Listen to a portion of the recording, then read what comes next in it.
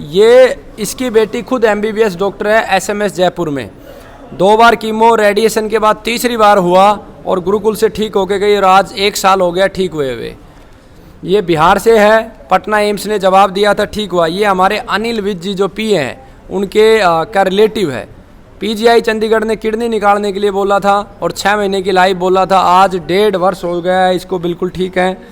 ये पानीपत से हैं, ये राजस्थान से हैं, ये इनको नाक का कैंसर था जयपुर से, ये बच्चादानी कैंसर।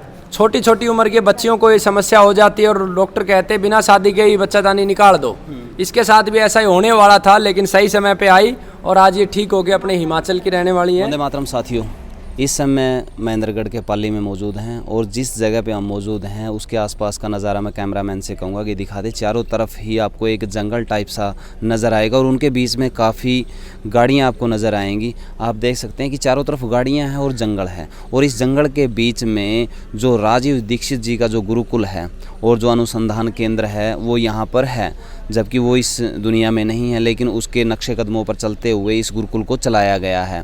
और इस गुरुकुल की जो ख़ास बात है वो मैं आपको बता दूं कि 2 बार बहुत बड़े लेवल पर प्रतियोगिता की गई है, जिसमें इस गुरुकुल ने उन जो 2 प्रतियोगिताएं हैं उनके अंदर 300 से ज़्यादा जो वैद्य हैं उन्होंने हिस्सा लिया था और सबसे ज़्यादा कैंसर रोगी ठीक करने का जो खिताब है वो इस गुरुकुल को मिला है। और किस प्रकार से इन्होंने ये अचीवमेंट प्राप्त की है, किस प्रकार ये इलाज करते हैं और 22 देशों में यहाँ से दवाइयाँ हैं वो पहुँचाई जाती हैं और 22 देशों के लोग इससे लाभान्वित हो चुके हैं। किस प्रकार से यहाँ इलाज करते हैं, पूरी की पूरी जो प्रक्रिया है, पूरी की पूरी आप भी, क्योंकि आप खुद जानते हैं कि किस प्रकार से जो कैंसर जैसी जो भयानक बीमारियां हैं वो हमारे समाज को किस प्रकार घेर रही हैं, किस प्रकार से प्रत्येक जो गली मोहल्ले में आपको एक दो पेशेंट कैंसर का ज़रूर मिलेगा और इलाज के अभाव में उन्हें अपनी जान गंवानी पड़ती है। तो आज हम यहाँ पर पहुँचे हैं, राजीव दीक्षित जी के गुरुकुल में पहुँचे हैं और यहाँ पर अंदर चल के हम आपको दिखाएंगे किस प्रकार से चिकित्सा की जाती है, किस प्रकार से इलाज किया जाता है और हो सकता है कि कुछ रोगियों से आपकी मुलाकात भी करवाई जाए। तो चलिए अंदर चलते हैं। जैसे ही हम अंदर प्रवेश करते हैं तो सबसे पहले हमें इस बोर्ड के दर्शन होते हैं और इसके पीछे जो वाटिका है वो कैंसर 1 औषधियाँ, यानी कि जो कैंसर के अंदर इलाज में इस्तेमाल की जाने वाली जितनी भी जड़ी बूटियाँ हैं तो आप इसमें देख सकते हैं और वो सभी की सभी यहाँ पर मौजूद हैं। चलिए अंदर चलते हैं। एक साधारण सी जगह पे इतने सारे जो पेशेंट हैं वो आए हुए हैं और उन्हें लाभ हुआ है तभी वो आए हैं। और बड़े बड़े हॉस्पिटल आपने देखे होंगे लेकिन एक जंगल, वीराने जंगल के अंदर इस तरह का इलाज आपको प्रोवाइड करवाया जा रहा है। तो जो चप्पल और जूते हैं उनकी संख्या से आप के साथ आप अंदाज़ा लगा सकते हो कि किस प्रकार से यहाँ पर इलाज किया जाता है और किस प्रकार से यहाँ पर लोग आते हैं। तो चलिए आपको अंदर लेके चलते हैं। तो जहाँ पर इलाज किया जाता है और जो दवाइयाँ हैं वो दी जाती हैं वो यहाँ पर हम पहुँच चुके हैं और बहुत दूर दूर से यहाँ पर जो पेशेंट है वो आए। दिखाना चाहूँगा कि इसके ऊपर फोकस करें। जो ये दिखाए गए हैं जो 4th स्टेज यानी कि जो 4थी स्टेज है उसके ऊपर रोगी को ठीक किया गया है। इसका पूरा जो बायोडाटा है वो यहाँ पर लिखा गया है। इस जो माता जी का है इसको भी देखिए, जो गॉल ब्लैडर कैंसर थी वो 4थी स्टेज पे थी और इसे मुंह के कैंसर की जो थी वो 4थी स्टेज पे थी, तो इनको भी ठीक किया गया है। उस साइड में भी दिखाना चाहूँगा कि ये, और देखिए आप एक बार वहाँ पे दिखा के आइए। तो देखिए कैंसर रोगी खा पी नहीं सकता था, गुरुकुल ने ठीक किया है। इसका जो पूरा बायोडाटा है वो इसके ऊपर लिखा गया है और काफ़ी जो यहाँ पर चारों तरफ को जितने भी लगे हैं टेम्पलेट लगे हैं, जूम करके थोड़ा सा दिखा दें तो वो सारे के सारे यहाँ पर ठीक किए गए जितने भी पेशेंट हैं वो हैं। तो आचार्य जी से हम पूछेंगे, जो वैद्य जी हैं उनसे हम जानकारी लेंगे कि किस प्रकार से यहाँ पे इलाज किया जाता है, किस प्रकार से। एक मिनट रुक जाइए। वंदे मातरम। वंदे मातरम, जय भारत। जी पूछिए। तो किस किस चीज़ का इलाज यहाँ गुरुकुल में किया जाता है? गुरुकुल के अंदर जिन बीमारियों का इलाज एलोपैथी या अन्य पैथियों में नहीं हो पाता उनको प्राथमिकता से हमने लिया है।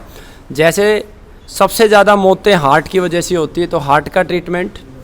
कैंसर इस पूरे विश्व में जो है सबसे बड़ी महामारी बन चुका है, कैंसर का ट्रीटमेंट। इसके अलावा किडनी है, लीवर है, पेट की समस्या है, संतानहीनता है, या संतान अपने अनुसार कोई चाहते हैं कि भाई गर्भ निर्धारित हम कर सकें, तो उसकी भारतीय धर्मशास्त्रों में, भारत के चिकित्सा शास्त्रों में बहुत अच्छे से वर्णन है। बवासीर है, किसी को दमा, अस्थमा है, इन सब बीमारियों का यहाँ पर उपचार किया जाता है। जी।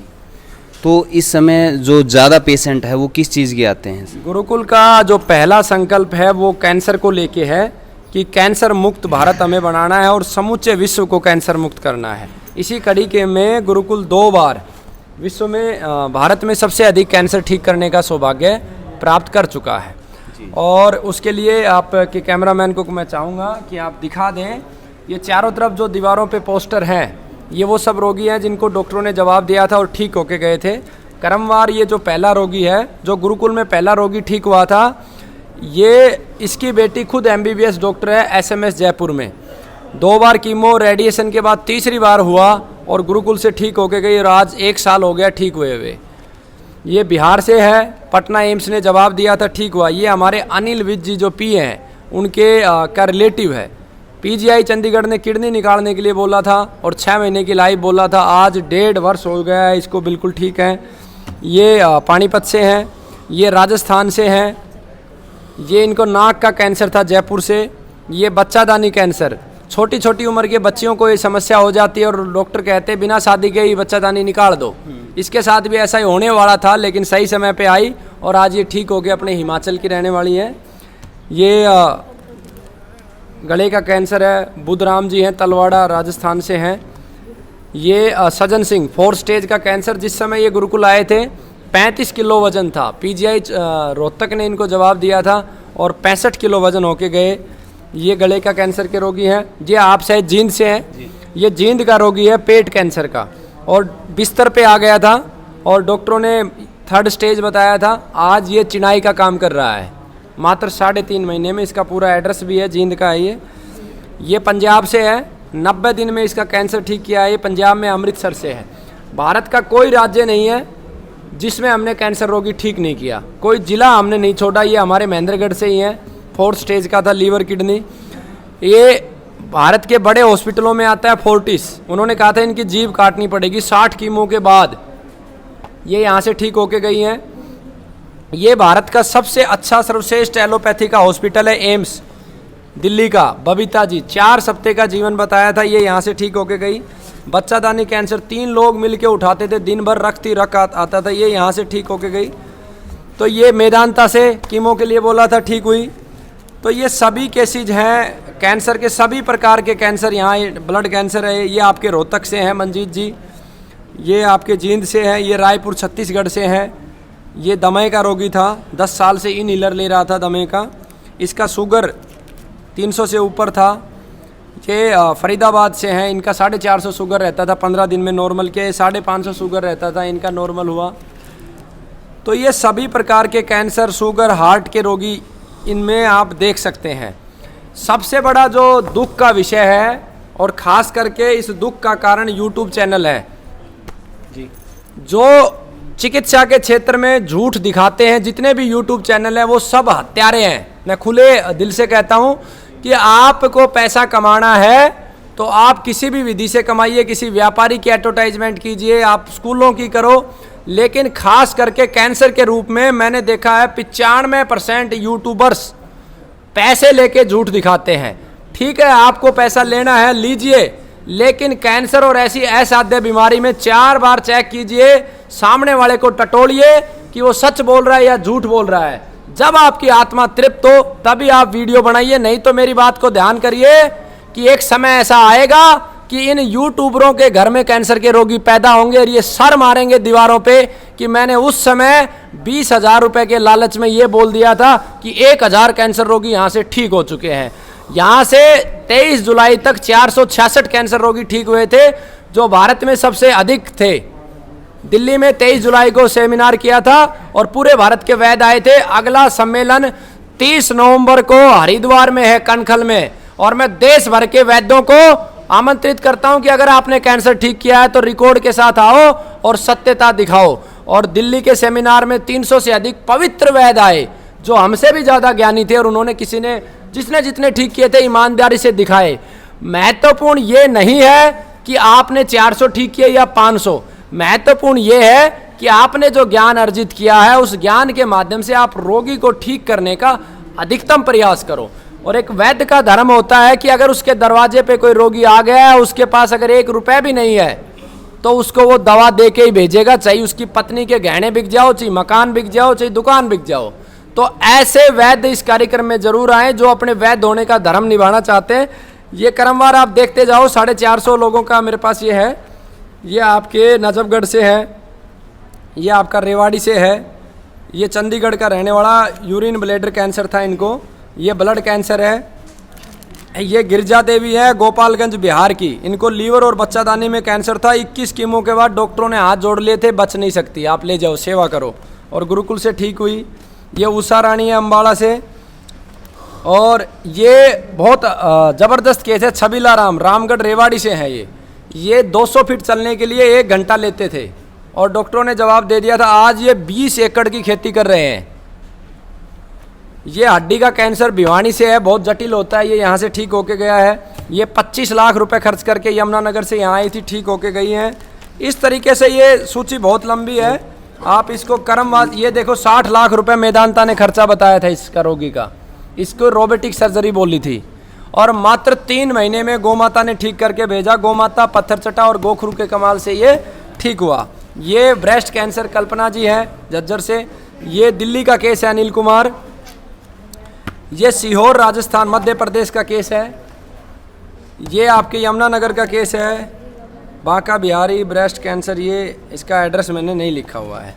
जब हम किसी पे टेस्ट करवाते हैं तो यही प्रचारित करते हैं कि फर्स्ट या सेकंड स्टेज पर तो काबू आ जाती है, लेकिन जो 3rd और 4th स्टेज है वो काफ़ी क्रिटिकल होती है और उसके अंदर ये कंट्रोल नहीं होती। मैं उन रोगियों को आमंत्रित करता हूं जिन रोगियों को डॉक्टरों ने ये कह दिया है कि 15 दिन का जीवन है या 20 दिन का जीवन है। सभी रोगियों को बचाना मेरे लिए संभव नहीं है। मेरे यहाँ भी 50 से 70% रोगी ठीक होते हैं। मैं प्रयास में लगा हूँ, जिस दिन मुझे किसी जंगल के किनारे पे 100-150 एकड़ ज़मीन मिल गई, उस दिन मैं इस रेशियो को बढ़ा दूंगा, क्योंकि औषधियाँ दिल्ली से आती हैं। आधी ही औषधियों का उत्पादन इस जंगल में और हम हमारे गुरुकुल में करते हैं। जिस दिन हम सारी जड़ी बूटियाँ हमारे यहाँ उगाएंगे, हमारी गौ माता को हम शुद्ध चारा खिलाएंगे, उस दिन ये रेशियो लगभग 90% तक होगा। ये मैंने इनके फोटो और एड्रेस दिया था, ये अब इनकी रिपोर्टें हैं। जो भी रोगी ठीक होके गया उसका मोबाइल नंबर है, आप उनके घर पे जाके भी वेरीफाई कर सकते हैं। ये प्रॉपर रिपोर्टें हैं, देखो। और मैं साक्षात 1-2 रोगियों से जो ठीक हुए हैं मिलवा भी दूंगा, जिनका परिणाम बहुत वो है। एक और चीज़ होती है, यूट्यूबर्स में क्या करते हैं, किसी को 15 दिन में इम्प्रूवमेंट आ गया, उसको बढ़ा चढ़ा के दिखा देते हैं जी ये चमत्कार हो गया, और बाद में वो रोगी खत्म भी हो जाता है। ऐसा नहीं, हमारे यहाँ भी रोगी खत्म हुए हैं। ठीक होने के बाद भी 27 के करीब रोगी दोबारा से कैंसर हुई है। तो सत्य का जो प्रकाश है वो सूर्य की तरह है, चमकेगा, आगे बढ़ेगा, तो सच्चाई से आगे बढ़े। जो पूरी डिटेल है भाई इसके अंदर है, पूरी जो पूरी फाइल है, जो पूरी फाइल है, ये सबसे अलग जितना भी है। डिक्लेरेशन खुद से लिखा हुआ उसकी हैंड राइटिंग में, ये भी लेते हैं कि वो 5 साल तक परहेज फॉलो करेगा। ये देखिए। तो थोड़ा सा उसके ऊपर जाना चाहेंगे वैद्य जी कि किन कारणों से कैंसर के होने के चांसेस ज़्यादा रहते हैं? कैंसर के होने के 3 मुख्य कारण हैं। पहला कारण वातावरण में ऑक्सीजन की कमी, और वातावरण में ऑक्सीजन की कमी इसलिए आए कि भारत में आज 99% ईसाई हैं। 99% ईसाई है, मैं सोच के बोल रहा हूँ, 99% ईसाई हैं, क्योंकि जो जन्मदिन पे केक काट रहे हैं वो सारे ईसाई हैं। हिंदू कोई शब्द नहीं है, सनातन कोई शब्द नहीं है, एक संस्कृति है। आपके आचार व्यवहार से ये निर्धारित होता है कि आप हिंदू हैं या मुस्लिम हैं या सिख हैं, ईसाई हैं। तो ऑक्सीजन की कमी क्यों हो गई? जहां हमारे जन्म दिवस पर यज्ञ होते थे, हवन होते थे गाय के घृत से, तो ऑक्सीजन ही ऑक्सीजन बनती थी। बड़ पीपल के पेड़ लगाए जाते थे तो ऑक्सीजन ही ऑक्सीजन होती थी, और दूसरों का भला किया जाता था जन्म दिवस के अवसर पर। आज ईसाइयत के चलते हुए लगभग भारत का ईसाईकरण हो चुका है। जन्मदिन पर केक काटे जाते हैं, कोल्ड ड्रिंक्स रूपी जहर पिलाया जाता है, शराब पिलाई जाती है। उस वजह से कैंसर का एक कारण है ऑक्सीजन की कमी। दूसरा कारण है आज जितने सुबह से लेकर शाम तक हम जो खाते हैं उनमें सब में केमिकल है, जैसे चाय जहरीली, कोल्ड ड्रिंक्स, कॉफ़ी, आटा भी हम थैली वाला खाते हैं। थैली वाले आटे के अंदर जहर मिलाया जाता है। मैं घुमा फिरा के बात नहीं करता हूँ, जहर मिलाया जाता है और सारी कंपनियां जहर मिला रखी हैं। चाहे तो मेरे पे मानहानि का दावा ठोक दे, जो आशीर्वाद कंपनी है वो आपको मारने का आशीर्वाद दे रही है। क्योंकि आप कभी अपने घर में आटा पीस के 2 महीने रख दो, उसमें कीड़े पैदा हो जाएंगे। लेकिन आशीर्वाद के आटे को या पतंजलि के आटे को आप 6 महीना रख दो, किसी भी कंपनी के को, अगर कीड़े पैदा हो जाएं तो मेरी गर्दन उतार देना। तो वहाँ कीड़े पैदा क्यों नहीं हो रहे? क्योंकि उसमें पहले से जहर मिला दिया। कीड़ा तो पैदा क्यों होगा? जहर में कीड़ा कभी आएगा क्या? वो तो परमात्मा के विधान से चल रहा है। मनुष्य एक ऐसा जीव है इस धरती का, अगर सबसे गिरा हुआ घटिया जीव अगर कोई है तो मनुष्य है। तो दूसरा, केमिकलों का इस्तेमाल, जैसे महिलाओं में कैंसर का कारण लिपस्टिक है, नेल पेंट है, लेकिन महिलाएं उसको छोड़ नहीं सकती, अपनी गर्दन कटवा सकती हैं। ये गुलामी है। पुरुषों में शराब, बीड़ी, सिगरेट, यूरिया, डीएपी, पेस्टिसाइड का खाना और हाइब्रिड बीज, जीएम बीज, ये कैंसर के कारण है। तो वो आप वीडियो में दिखा देना, 32 कारण वहाँ विस्तृत से दिखाए हुए हैं। और सबसे बड़ा कारण है मनुष्य का स्वार्थी हो जाना। वो कुछ सोच ही नहीं रहा, बस पैसे की तरफ भाग रहा है। उसे ये भी नहीं पता, जैसे ही हम कोई धोखा करते हैं, जैसे मैं आपको कोई झूठ बोल रहा हूँ तो मेरी वाणी में कुछ है, मेरे मन के अंदर कुछ है। जब यहाँ पर द्वंद्व होता है तो बीमारियां पैदा होती हैं। आज हर कोई व्यक्ति छल कपट कर रहा है। तो एक बात आपने बीच में बोली थी कि पतंजलि का नाम आपने लिया था जी। तो पतंजलि अपने आप को स्वदेशी बतावा है और सारे प्रोडक्ट कह है कि सारे के सारे जो वो गाय का घी भी कह रहे हैं कि वो हम देसी दे रहे हैं, ऐसे दे रहे हैं। तो आप उसके ऊपर भी सवालिया निशान, क्योंकि राजीव दीक्षित जी ने सभी को नंगा कर दिया था जी, क्योंकि उनका खामियाजा शायद उन्हें भुगतना पड़ा और वो बातें अज़म नहीं हुई हैं। तो आपने भी सीधे तौर पर टारगेट किया। देखिए, मेरा जीवन पूरा ईसाइयत का रहा है। अगर मेरे जीवन की पिछली 10 साल में निकाल दूं तो मैं पूरा ईसाई था 100%। मैंने शराब पी है, मैंने जो सामान्य व्यक्ति करता है, लड़कियों के पीछे घूमना, चरित्रहीनता, मैंने सब कुछ किया है। और मेरा बचपन जो है बहुत गलत बीता है, फिर कभी आपको बताऊंगा। रही बात पतंजलि की, मैं बाबा रामदेव का उनके अच्छे कार्यों के लिए बहुत सम्मान करता हूं। उनके प्रयास से भारतीय शिक्षा बोर्ड बना, उसके लिए मैं सम्मान करता हूं। भाई राजीव दीक्षित जी की हत्या पे उनका मौन और झूठ और छल कपट करना, उसके लिए मैं उनकी निंदा भी करता हूं और ईश्वर से प्रार्थना भी करता हूं कि ईश्वर उनको सजा दे। रही बात देसी गौ माता के घी की, अगर 500 रुपए किलो में धरती का कोई जीव देसी गौ माता का घी दे दे तो तुरंत मेरी गर्दन उतार लो।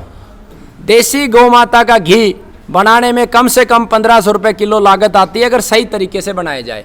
हमारे गुरुकुल में भी पूरी प्रक्रिया नहीं फॉलो की जाती है, क्योंकि गुरुकुल के अंदर 116 गाय हैं और हम मात्र 16-17 लीटर दूध निकालते हैं। 2 थन से अधिक गौ माता का दूध पीना उसका खून पीना है, इसलिए हम 2 थन से ज़्यादा नहीं निकालते। रोगियों के लिए, क्योंकि घी है नहीं, गाय है नहीं, तो हम कांकरेज नस्ल का दूध, हमारी टीम है रेवाड़ी की, वो कांकरेज नस्ल का दूध इकट्ठा करती है और उसकी क्रीम निकालती है और उस क्रीम को दूध में डालती है, उबालती है और जमाती है, फिर घी बनाती है। तो ये घी हमें 750-800 रुपये किलो तक मिलता है और इसी घी को हम 1000 रुपये किलो दे देते हैं। हमारे पास भी पूर्ण घी नहीं है। पूर्ण घी मिट्टी की हांडी में गर्म करो और हाथ से बिलो, जिसे अमृत कहते हैं। जो समुद्र मंथन की बात हम करते हैं, हमारे शास्त्र, वो समुद्र मंथन ही है जब हम घी निकाल रहे हैं। वो अमृत हमारे पास भी नहीं है, वो अमृत किसान के पास है। इसलिए हम हमारे आए हुए सभी रोगियों को ये कहते हैं कि वो अमृत खरीदना है तो किसान के चरण लो और किसान से खरीदो। गाय को रखो, गाय बचेगी तो देश बचेगा, धरती बचेगी, अन्यथा नहीं। जो पूर्ण प्रक्रिया है दूध की आप बात कर रहा, तो आपने जो कढ़ोनी में सवेरे उसकी ताता दर रहा, सारा दिन वो उबला है, शाम ने उसकी फिर बिलोने में डाल रहा और उसकी जो तासीर है, हमारी दादी ताई हैं वो चेक कर रहे हैं कि ये इसमें तो बाँप इतनी निकल गई, इतना नुआया हो गया, फिर उसके ऊपर कपड़ा डालना है, फिर सवेरे वो 4 बजे उसमें जो रही है अपनी लकड़ी वाली हो कर दी, वो करे कर दी। हाँ, ब्रह्म मुहूर्त में बहुत ऊर्जा होती है। मैं कैंसर रोगियों को भी कहता हूँ कि सुबह ब्रह्म मुहूर्त में उठ जाएं, बहुत ऊर्जा होती है। और जो भारत में एक और मैं विषय देता हूँ, जो लोग ब्रह्म मुहूर्त में रोजाना उठते हैं उसमें शायद ही कोई अपवाद स्वरूप कैंसर होगा, अन्यथा कैंसर भी नहीं होती है उन लोगों को। तो वो जो आपने प्रक्रिया बताई वो 100% सही प्रक्रिया, वही शुद्ध दूध है। लेकिन आज का दिन एक सवालिया निशान हो गया है कि जो सिल्वर है उसकी तो कढ़ोनी हो गई है, सारा दिन सिल्वर में उबला है वो, और उसके बाद में जो इसे टाइप का कोई दूसरा जो धातु का है उसकी बिलोनी बना रहे हैं। मिट्टी वाला तो सिस्टम खत्म कर दिया, तो उसका मैं उबल के ना सारा दिन, जो उसका क्या सिल्वर का अंश उसके अंदर जाएगा नहीं क्या? फिर बिलोनी में सारी रात रहेगा तो उसका अंदर नहीं आएगा वो, तो वो सारा का सारा केमिकल नहीं है क्या? एल्यूमिनियम हमारे कैंसर के कारणों में एक है। एल्यूमिनियम के बर्तन बीमारी का कारण है, टीबी है, जोड़ों का दर्द है, बहुत सारी बीमारी एल्यूमिनियम के बर्तनों से होती है। हम हमारे रोगियों को एल्यूमिनियम के बर्तनों का खाना देते भी नहीं है। इसलिए सबसे अच्छा है मिट्टी का बिलोना, मिट्टी का नहीं है तो लोहे का आप प्रयोग करें। क्योंकि स्टील है, स्टील कम से कम अपना वो छोड़ नहीं सकता, क्योंकि स्टील का क्या है कि ना गुण बढ़ाएगा ना घटाएगा, लेकिन सर्वश्रेष्ठ मिट्टी और लोहा है तो उसको उपयोग करना चाहिए। बिल्कुल। और मैं बता दूं भाई, क्योंकि पहले हम भी घर सिल्वर के कई चीज़ें इस्तेमाल करते थे, लेकिन मैंने करीबन 4 से 5 साल पहले वो सारे के सारे बाहर करवा दिए अपना करता है। क्योंकि जब भी आप किसी चीज़ का संपर्क में आवाएंगे तो वो अपना गुण या अवगुण छोड़ देगी, सीधी सी बात है। अगर आप सिल्वर का टच में आओगे तो आप देखोगे उसको ऊपर हाथ भी लगाओगे तो काली आपकी उंगली ना काली कर देगा वो, तो अपना अस्तित्व छोड़ दिया ना उसने, तो वो अपने शरीर में जाओगा तो कहीं ना कहीं साइड इफेक्ट होगा। और जो अंग्रेज थे उन्होंने अपने कैदियों को अंदर तक कमजोर करने के लिए गुलाम बना के ना, ताकि इसमें खाना खावेंगे अंदर तक कमजोर होंगे कि बीमारियां हो जाएंगी। क्योंकि सिल्वर के बर्तनों का प्रयोग हमारे देश को और ज्यादा कमजोर करने के लिए किया गया था, लेकिन आज सामान्यतः इसे घरों में प्रयोग किया जावा है, तो ये भी एक मुख्य कारण मानता हूँ। आपने बहुत अच्छी बात कही और मुझे बहुत अच्छा लगा आपके साथ ये संवाद करते हुए कि अंग्रेजों ने एक ही व्यवस्था नहीं, हमारी सारी व्यवस्थाओं को तोड़ दिया। जैसे हमारे छोटे छोटे बच्चे अब हस्तमैथुन कर रहे हैं, ये पूरा प्रायोजित करके हमें हाइब्रिड खिला खिला के हमें गलत दिशा में बढ़ाया गया है। इस देश के विनाश का सबसे बड़ा कारण है अप्राकृतिक सेक्स और हस्तमैथुन। कैंसर का भी ये बड़ा कारण है और अब ये मेरे जीवन का प्रमुख विषय है, इसे हमें उठाना ही उठाना है, क्योंकि इसके हम भी बड़े भुगत भोगी रहे हैं जी। तो यहाँ पे इस टाइम पे जो रोगी आ रहे हैं तो उनका इलाज किस तरह से आप करते हो? देखिए, इलाज के लिए हमने 3 नियम बना रखे हैं। पहला नियम है कि आप घर पे कैंसर को ठीक करो। मैं वीडियो आपसे बनवाऊंगा घर पे कैंसर कैसा ठीक करना है। दूसरा है कि आप घर पे नहीं कर सकते, आप मेहनत नहीं कर सकते हैं, आप अपना ज्ञान बढ़ाना नहीं चाहते हैं, तो गुरुकुल में आप दवा लें जी। दवा का जो मूल्य है वो चुकाएं। तीसरा नियम है, जो लोग गरीब हैं, पैसा नहीं है, तो मेरा एक संकल्प है, एक वैद्य, प्रत्येक वैद्य का एक संकल्प होता है कि किसी की जिंदगी बचाना वैद्य के हाथ में नहीं है, जीवन ईश्वर के हाथ में है। लेकिन भारत में मैं आपके चैनल के माध्यम से ये प्रार्थना करता हूँ, मेरी ये इच्छा है भारत में पैसे के अभाव में एक भी रोगी ना मरे, उसके परिवार को ये दुख ना हो कि हमारे पास पैसे नहीं थे इसलिए हम दवा नहीं दिलवा पाए। ऐसे जितने भी रोगी हैं वो इस गुरुकुल में आए और निःशुल्क दवा ले। लेकिन उसका नियम है, ये जो कैंसर के कारण है इनका संकल्प लेंगे, ना मैं इस्तेमाल करूँगा ना परिवार को करने दूंगा। और जब भी कभी पैसा आएगा तो बड़ पीपल और गाय की रक्षा में लगाऊंगा, गुरुकुल आने की ज़रूरत नहीं है। तो ऐसे सभी गरीब रोगियों को हम आमंत्रित करते हैं, वो निःशुल्क ले सकते हैं, घर पे बना सकते हैं और यहाँ से लेके जा सकते हैं। तो यहाँ पे जो बच्चे मैं देख रहा हूँ, इनको सभी को दीक्षा यहाँ पे दी जाने लगी। इन सभी बच्चों को हम भगत सिंह, महाराणा प्रताप, राजीव दीक्षित, महर्षि चर्क बनाना चाहते हैं। दोबारा से यहाँ पे शिक्षा दी जाती है और मूल विषय चिकित्सा का है। पूरा आयुर्वेद, प्राकृतिक चिकित्सा, होम्योपैथी, नेचुरोपैथी सब सिखाया जाता है। मूल सनातन संस्कृति की जो चिकित्सा है वो पूरी की पूरी इन बच्चों को सिखाई जाती है। तो अगर यहाँ कोई रोगी आना चाहे तो उन्हें एड्रेस वगैरह कैसे फॉलो करना पड़ेगा? वो आपको सिंपल सा गूगल लोकेशन में राजीव दीक्षित गुरुकुल महेंद्रगढ़ पाली डालना, आपको गूगल लोकेशन मिल जाएगी। दूसरा, ये हरियाणा राज्य है, उसका महेंद्रगढ़ जिला है और महेंद्रगढ़ जिले में 7 किलोमीटर दूरी चरखी दादरी रोड पर पाली गांव है। पाली इस देश में काफ़ी है, राजस्थान में एक राज्य भी है, फरीदाबाद में, इसलिए कन्फ्यूजन ना हो। महेंद्रगढ़ आके फिर 7 किलोमीटर दूर पाली है। गुरुकुल के 3 नंबर है 99 106 54 395 90 530 15 505 93 569 450। इन पे आप कभी भी संपर्क करें। घर पे दवा बनाते समय कोई दिक्कत आ रही है तो संपर्क करें, वीडियो को रेफर करें। और आप रविवार के दिन चिकित्सा यहाँ पे होती है, बाकी दिन हमारी टीम शोध कार्य में लगी होती है, तो रविवार के दिन आप आ सकते हैं। तो किस किस इस टाइम पर कोई बाहर से भी आया हुआ है कि दूसरे देश से? हाँ, इस समय लगभग 20 से अधिक देशों की चिकित्सा यहाँ पर चल रही है। ब्रिटेन का भी एक रोगी रुका हुआ है आके, अभी हालांकि उपस्थित नहीं है। और भारत के सभी राज्यों के रोगी यहाँ पर आए हुए हैं और अरुणाचल प्रदेश, नेपाल से भी रोगी होंगे। भारत के सभी राज्यों और 20-22 देशों की रोगियों की चिकित्सा यहाँ चलती है। और जो ठीक रोगी होते हैं वही रोगी उसका प्रचार प्रसार करते हैं। हमारे पास कोई बड़ा प्रचार तंत्र नहीं है। आप जैसे जो ईमानदार पत्रकार हैं वो भी सहयोग करते हैं, उसके लिए मैं उनका धन्यवाद भी करता हूँ। विशेष रूप से टेक्निकल फार्मिंग और जीतू भाई, ये दो पत्रकार हैं जिन्होंने निस्वार्थ भाव से बिल्कुल बिना एक पैसा लिए इस गुरुकुल की जो सच्चाई है वो समाज तक पहुंचाई। उनका मैं आभार हूं, आपका भी आभार है, और बहुत सारे पत्रकार हैं जिनका आभार है जी। तो आपको और एक मैं साक्षात रोगी से मिलवा देता हूं आपको, जो जस्ट अभी हैं। बेटा इधर आओ, आपकी रिपोर्ट कहाँ है? ये देखिए, इनको कितने सालों से कैंसर की दवा चल रही थी? 2017 से। 2017 से इनकी दवा चल रही थी ब्लड कैंसर की। आप ही थे रोगी? जी। ब्लड कैंसर की। और अभी गुरुकुल से 1 महीने पहले दवा लेके गए हैं, और इनकी ये रिपोर्ट देखो, WBC कभी नॉर्मल नहीं हुई, नॉर्मल है। RBC, ये सारी की सारी चीज़ें नॉर्मल है। हालांकि मैं बताता हूँ कि ये पूर्ण रूप से ठीक नहीं हुए हैं, लेकिन ये हैं यहाँ पर, इसलिए मैंने दिखा दिया। पूर्ण रूप वाले भी रोगी हैं, वो चले गए हैं अभी। सुबह सुबह एक रोगी की ये रिपोर्ट है, ये देखिए। नहीं छोड़ो, फिर समय ज़्यादा लग जाएगा। ये देखो, चल रहा था ना, ये एक रोगी आज सुबह सुबह ठीक हुआ है। पैर फूल गया था। इसकी 5 होनी चाहिए, और आई कितनी है? 1.73 जी। बाकी आप शाम तक रुकेंगे तो और 2-4 रोगियों से आपको मिलवा देंगे। आप इनसे बात करें। तो इनसे बात करांगे भाई, यानी कि ये वीडियो लंबी हो जाएगी। नेक्स्ट पार्ट में आप जो रोगी हैं उनसे मिलांगे, और उनसे जो पूरी जानकारी है, कितने दिनों से इलाज करवा रहे हैं, क्या दिक्कत थी, किस तरह से उन्होंने यहाँ पे ट्रीटमेंट करवाया, वो सारी की सारी जानकारियाँ लेंगे। फिलहाल इस वीडियो को आप शेयर ज़रूर करोगे ताकि दूसरे लोग भी यहाँ से लाभान्वित हो सकें। तो मिलते हैं किसी नेक्स्ट वीडियो में, तब तक के लिए जय हिंद, वंदे मातरम, जय जवान जय किसान।